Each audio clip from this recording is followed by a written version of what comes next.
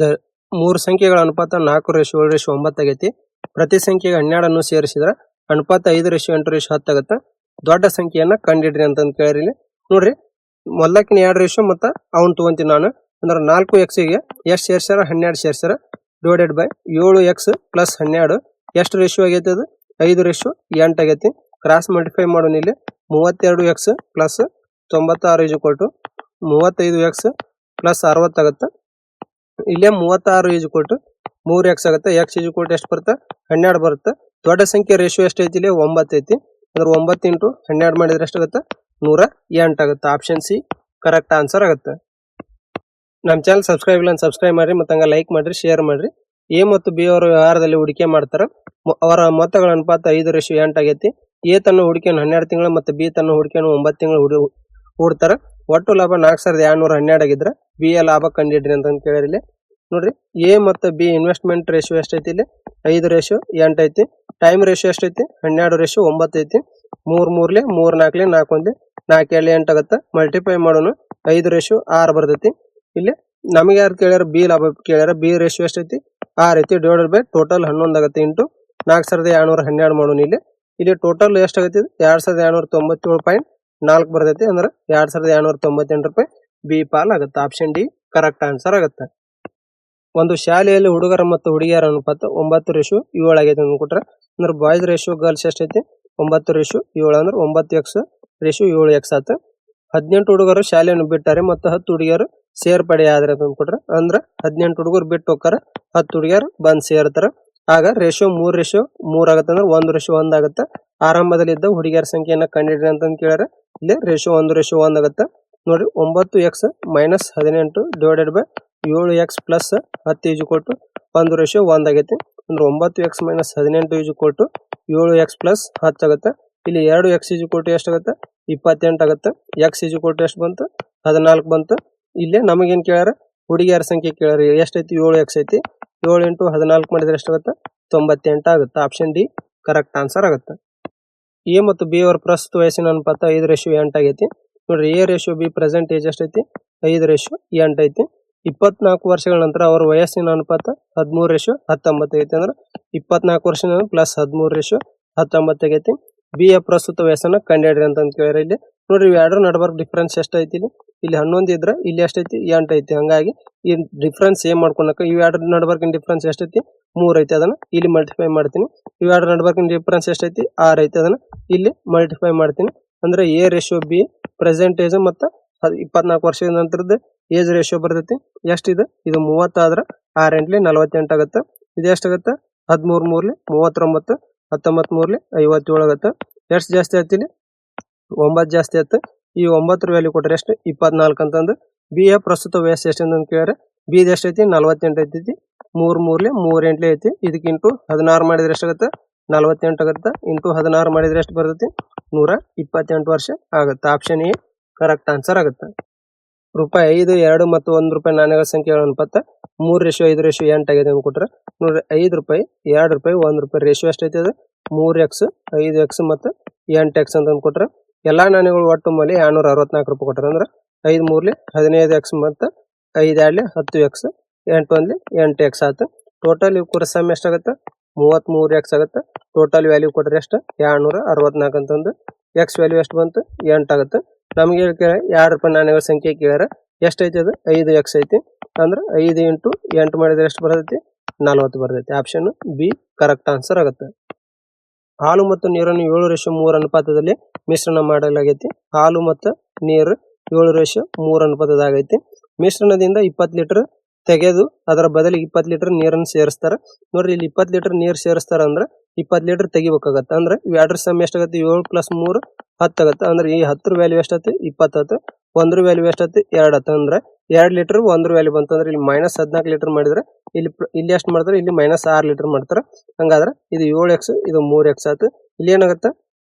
ಆಮೇಲೆ ರೇಷಿಯೋ ಎಷ್ಟು ಬಂದೈತಿ? ಅದು 1:1 ಆಗೈತಿ. ಎಷ್ಟಾಗ್ತಿದೆ? 7x - 14 ಡಿವೈಡೆಡ್ ಬೈ 3x 20ರಾಗ 6 ಹೋದ್ರೆ ಪ್ಲಸ್ 14 ಈಸ್ ಈಕ್ವಲ್ ಟು 1/1 ಆಯ್ತು. 7x - 14 is equal to 3x plus 14 ಆಯ್ತು. ಇಲ್ಲಿ ಎಷ್ಟು ಉಳಿತೈತಿ? 4x ಈಸ್ ಈಕ್ವಲ್ ಟು 28 ಆಗುತ್ತೆ. x ಈಸ್ ಈಕ್ವಲ್ ಟು 7 ಆಯ್ತು.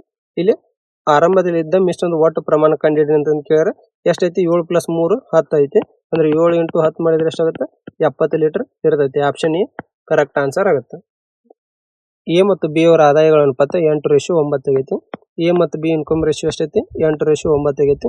ಅವರ ಖರ್ಚುಗಳ ಅನುಪಾತ 7:8 ಐತಿ. ಇದು ಇನ್ಕಮ್ ಮತ್ತು ಇದು ಎಕ್ಸ್ಪೆಂಡಿಚರ್ ರೇಷಿಯೋ ಎಷ್ಟೈತಿ 7:8 ಐತಿ.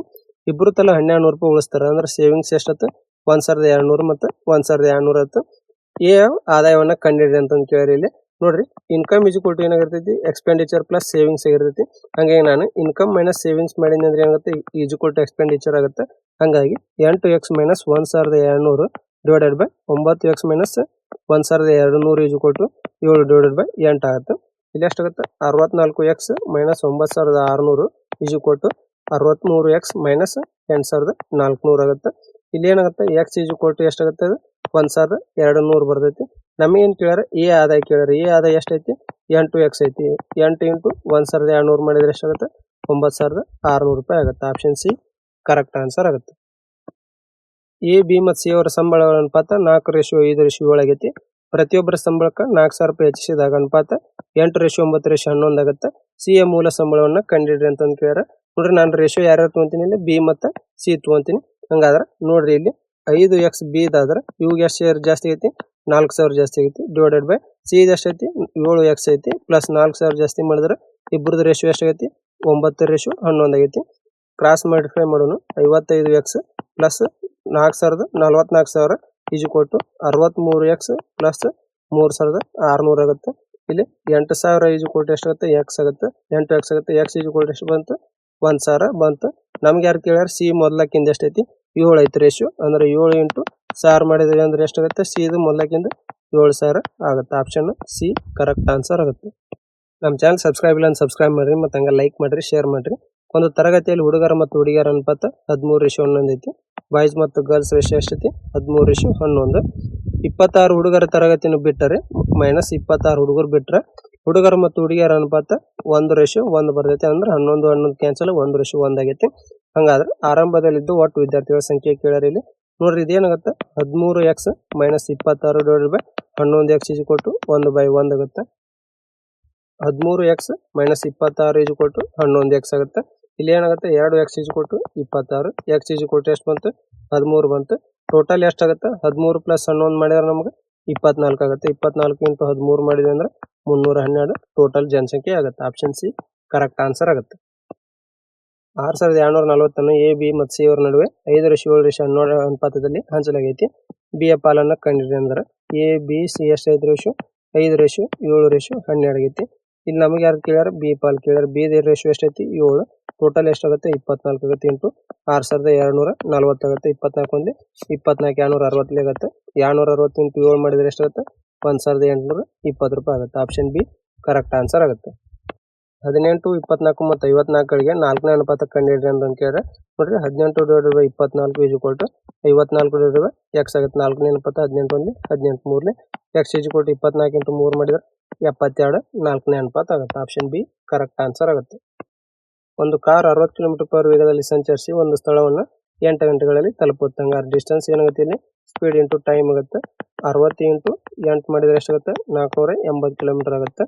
ಆಮೇಲೆ ಅದೇ ಸ್ಥಳವನ್ನು 6 ಗಂಟೆಗಳಲ್ಲಿ ತಲುಪಲು ಕಾರಿನ ವೇಗ ಎಷ್ಟು ಇರ್ಬೇಕು ಅಂತ ಕೇಳಿದ್ರೆ speed equal to 480 divided by 6 ಮಾಡಿದ್ರೆ ಎಷ್ಟಾಗುತ್ತೆ 80 km/h ಸ್ಪೀಡ್ ಇರ್ಬೇಕು. ಆಪ್ಷನ್ ಸಿ ಕರೆಕ್ಟ್ ಆನ್ಸರ್ ಆಗುತ್ತೆ.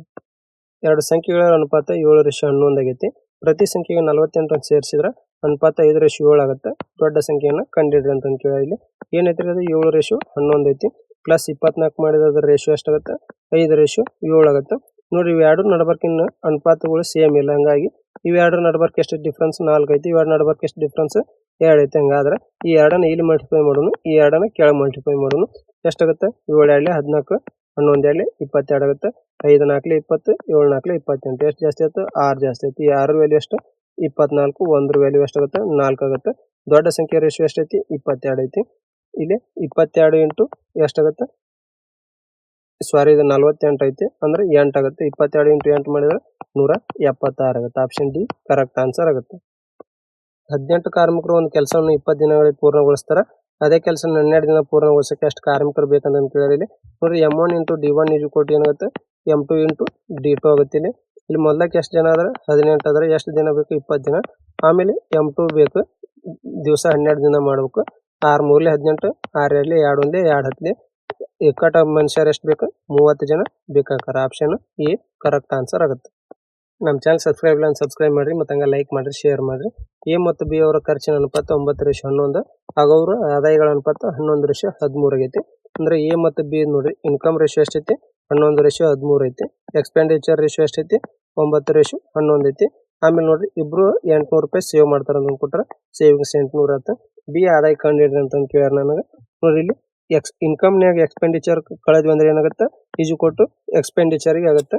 ಅಂದ್ರೆ 11x ನ್ಯಾಗ ಸೇವಿಂಗ್ಸ್ 800 ಮೈನಸ್ ಮಾಡಿದ್ವಿ ಅಂದ್ರೆ ಏನಾಗುತ್ತೆ ಇದು 13x ಮೈನಸ್ 800 ಮಾಡಿದ್ರೆ ಇದು ಈಜು ಕೊಟ್ಟು ಎಕ್ಸ್ಪೆಂಡಿಚರ್ ರೇಷಿಯೋ ಆಗುತ್ತೆ. ಅಂದ್ರೆ 9/11 ಆಗುತ್ತೆ. 121x ಮೈನಸ್ 2800 ಈಜು ಕೊಟ್ಟು 117x ಮೈನಸ್ 7200 ಆಗುತ್ತೆ. ಇದು 117x ಈ ಸೈಡ್ ಬಂದ್ರೆ ಉಳಿದಿದ್ದಷ್ಟು 4x ಆಗುತ್ತೆ. 8800 ಆ ಸೈಡ್ ಪ್ಲಸ್ ಆಗುತ್ತೆ. ಉಳಿದಿದ್ದಷ್ಟು 1600 x ಈಜು ಕೊಟ್ಟು ಎಷ್ಟು ಬಂತು 400 ಬಂತು. ಹಂಗಾರೆ ನಮಗೆ ಯಾರು ಕೇಳ್ಯಾರ ಬಿ ಆದಾಯ ಕೇಳ್ಯಾರ. ಬಿ ಆದಾಯ ರೇಷಿಯೋ ಎಷ್ಟೈತೆ 13x ಐತೆ. 13 ಇಂಟು 400 ಮಾಡಿದ್ರೆ ಎಷ್ಟಾಗುತ್ತೆ 5200 ರೂಪಾಯಿ ಆಗುತ್ತೆ. ಆಪ್ಷನ್ ಸಿ ಕರೆಕ್ಟ್ ಆನ್ಸರ್ ಆಗುತ್ತೆ.